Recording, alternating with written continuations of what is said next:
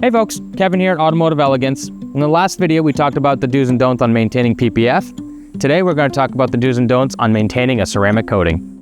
Don't wash the vehicle for the first 3 to 5 days, as it's still coming to full hardness. While it's perfectly safe for you to drive the vehicle home, we want to avoid introducing any soaps or detergents as it comes up to the full hardness. The next don't, and this is going to hit home with a lot of folks here, do not take it to any brushed or soft cloth car washes. Simply put, they're just too tough on the paint finish on the exterior, and ultimately, that's what's causing the scratches and the micro swirls and marring in the vehicle's paint finish. It's always recommended to stick with a touch-free or hand washing at home, if possible. Now we're gonna jump into the do's. The first thing you wanna do is find a good car wash routine that works best for you, whether it be a touch-free automatic or hand washing at home. Now remember, the ceramic coating is there to make that car washer's process easier and get you a more detailed result at the end. Lastly, something we touched base on in the PPF maintenance video is the XPEL Ceramic Boost.